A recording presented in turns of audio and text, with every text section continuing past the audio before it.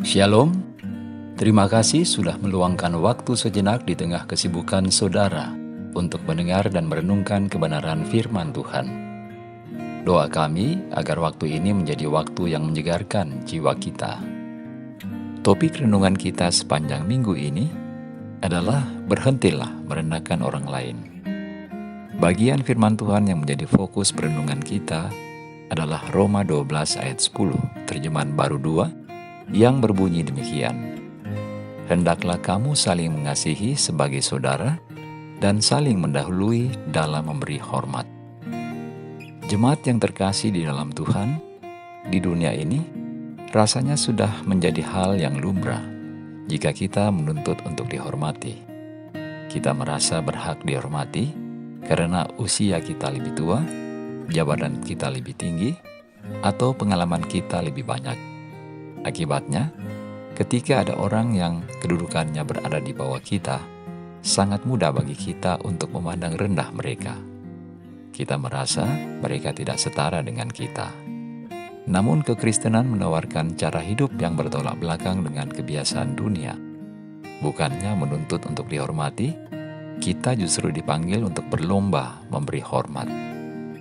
Rasul Paulus menulis surat Roma pasal 12 sebagai panduan praktis tentang bagaimana orang Kristen seharusnya hidup sehari-hari. Di ayat 10, Paulus menggunakan dua perintah yang sangat indah. Pertama, saling mengasihi sebagai saudara. Ini berarti kita harus memandang orang lain bukan sebagai saingan atau orang asing, melainkan sebagai anggota keluarga sendiri di dalam Tuhan. Kedua, saling mendahului dalam memberi hormat. Kata aslinya mengandung makna berlomba atau mengambil inisiatif. Artinya, kita tidak boleh pasif menunggu orang lain menghormati kita terlebih dahulu. Kita yang harus mengambil langkah pertama untuk menghargai dan meninggikan orang lain. Sikap ini adalah musuh utama dari tindakan merendahkan orang lain, karena kita tidak mungkin bisa merendahkan seseorang yang sedang berusaha kita hormati. Sikap memandang rendah orang lain sering kali lahir dari kesombongan, di mana kita merasa diri kita lebih berharga.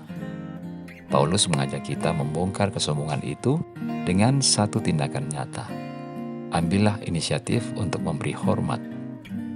Mulai hari ini, cobalah ubah cara pandang kita.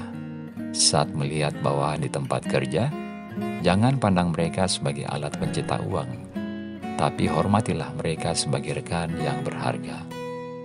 Saat berinteraksi dengan pelayan restoran atau petugas kebersihan, jangan bersikap angkuh, tapi sapalah mereka dengan sopan dan hargai pekerjaan mereka. Berhentilah merendahkan orang lain hanya karena mereka berbeda atau terlihat lebih lemah. Sebaliknya, jadikan hidup kita sebagai perlombaan untuk membuat orang lain merasa dihargai dan dikasihi. Mari kita merenungkan sejenak. Apakah selama ini kita lebih sering menuntut untuk dihormati atau mengambil inisiatif untuk menghormati orang lain? Siapa satu orang yang sering kita pandang sebelah mata, yang hari ini perlu kita berikan rasa hormat? Mari kita berdoa. Tuhan Yesus, terima kasih atas firman-Mu yang indah hari ini. Ampunilah kami jika kami sering bersikap sombong, menuntut untuk dihormati, dan dengan mudah merendahkan orang-orang di sekitar kami. Ya Roh Kudus, ubahlah hati kami. Berikanlah kami kerendahan hati seperti Kristus. Mampukan kami untuk memandang setiap orang sebagai saudara yang berharga, dan ajarlah kami untuk selalu mengambil inisiatif dalam menghormati mereka. Dalam nama Tuhan Yesus kami berdoa. Amin. Kiranya renungan hari ini boleh menuntun langkah kita sepanjang hari ini. Selamat beraktivitas dan sampai jumpa lagi dalam renungan kita bersama esok hari. Tuhan Yesus memberkati.